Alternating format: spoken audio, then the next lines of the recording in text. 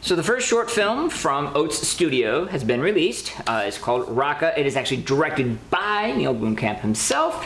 Has a very District 9 feel to it in some capacities, but quite different in others. Let's take a look.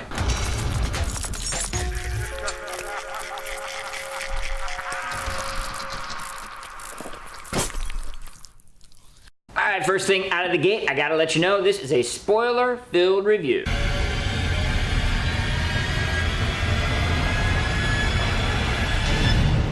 Alright, second thing I gotta know is I'm gonna have to do things a little bit different this time around. Obviously, I am without co-host. Yes, I know, Pinhead, but let's be honest, he doesn't talk much. So, third thing is that this is a short film, not a full-length feature. What I'm gonna do here is just kind of, go over a little bit info-wise here, give you likes and dislikes. We're gonna skip the whole Pinhead thing, doesn't really apply here, and wrap it all up. So, right off the bat, this is more of the sci-fi slash horror than straight up horror. And as I had kind of said in the intro, very reminiscent of District 9 in the capacity that, and man, Neil, he has got this down, especially on the low budget scene, side of things. Very, very good special effect aliens.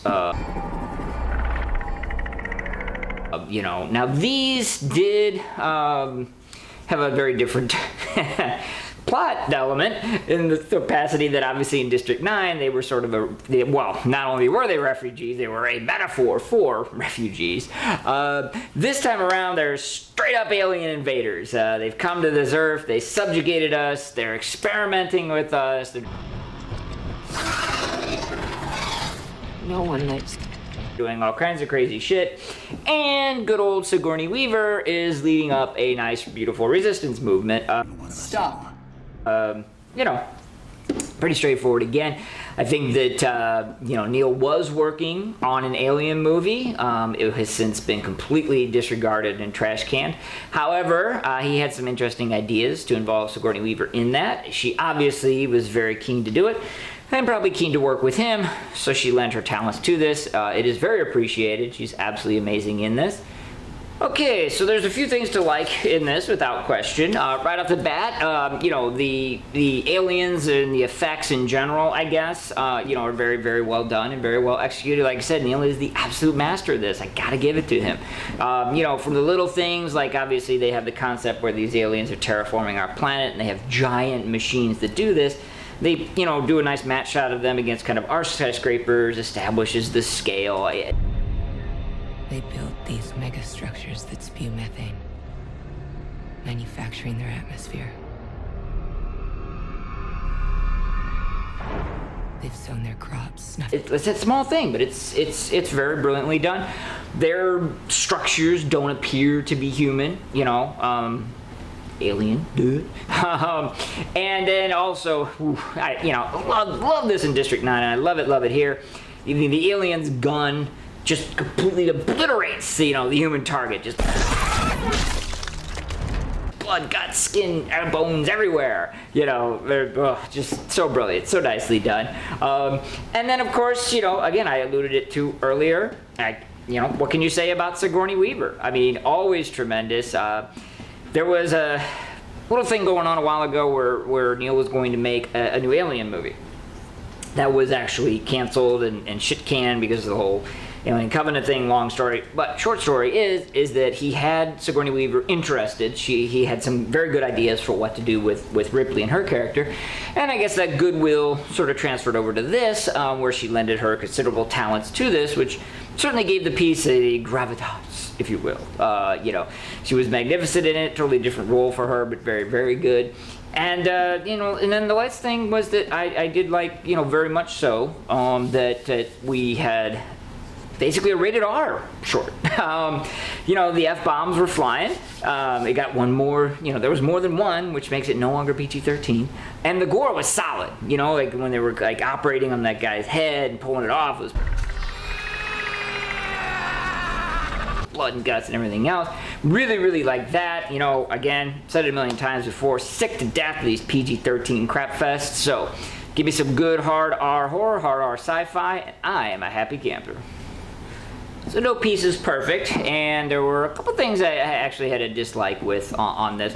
The biggest one, and I'll be 100% honest with you, man, this is like the biggest retread of ideas I've seen in a long time, man. I mean, Neil, you're better than this, man. Like, aliens come and invade us and take us over. Dear God, how many times have we seen that? You know, resistance. How many times have we seen that? Aliens are doing medical experimentations on us. Come on, man, really?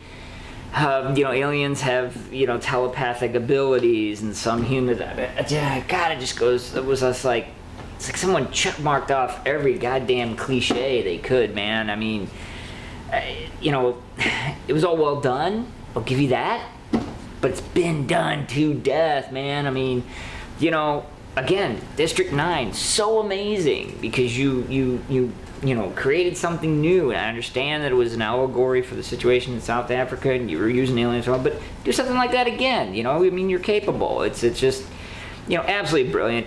The second thing is as much as I like the effects, I did put that in a like. You used an effect that is terrible, absolutely terrible. In fact, should just be banned, and that's that effect wherein, you know, matter just arranges itself into a specific pattern.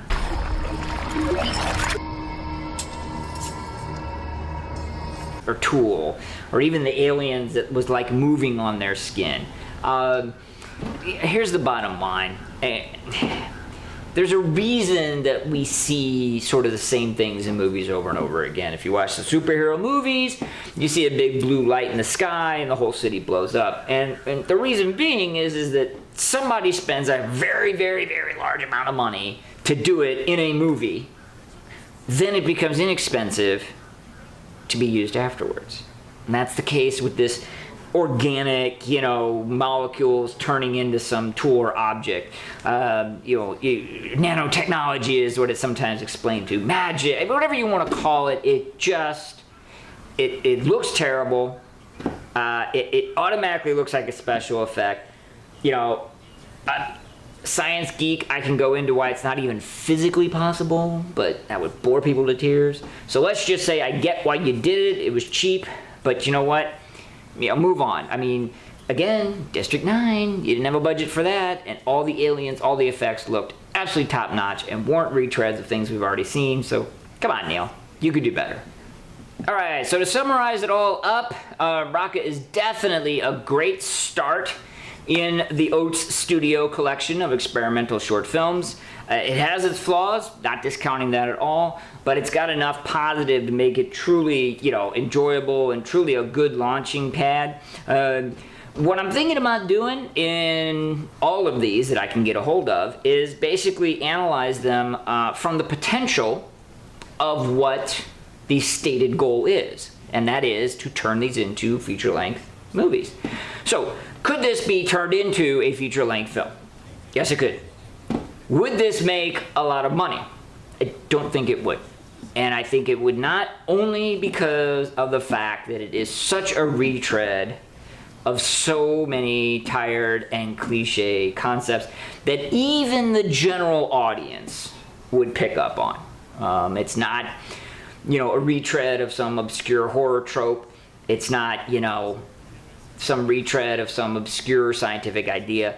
This is stuff that you know, the average Jane and Joe have seen so many times. Once word got out, I just don't see them turning this into a $250 or $300 million blockbuster, which at this date and time in 2017 is pretty much what you do, pretty much what you need to justify making, you know, a movie like this. So we're off to a good start. I'm so pumped, excited, and eager to see what else comes down the pipe from Oats Studio, especially in the horror realm.